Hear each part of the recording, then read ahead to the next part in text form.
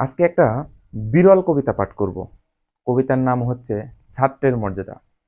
ছোটবেলায় আমরা কম বেশি সকলেই শিক্ষকের মর্যাদা কাজী কাদের নওয়াজের কবিতাটা পড়েছি, কিন্তু আজকের কবিতা হচ্ছে ছাত্রের মর্যাদা এবং বর্তমান পরিবেশ পরিস্থিতির সাথে বা যুগের সাথে কবিতাটার যথেষ্ট মিল রয়েছে।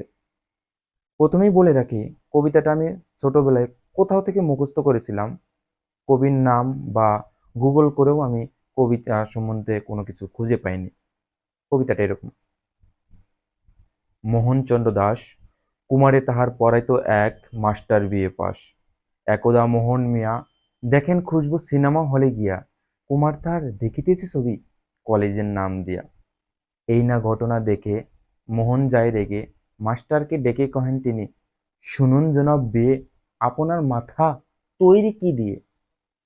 পুত্র আমার নাদান অবুঝ, চারদিকে ঠকের দল, এমন নাদান ছেলে পেলে ওরা কি ছাড়বে?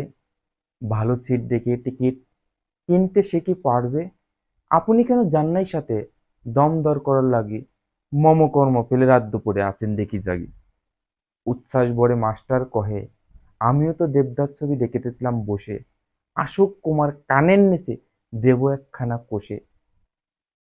সিনেমায় যাবে এই কথাটি বলল না একটি বার? এ কি কারবার! আমিও কত আসতাম যেতাম নীলভোমরার হুড, জনাব মোহন মাপ চাইছি, আর হবে না ভুল। ধন্যবাদ।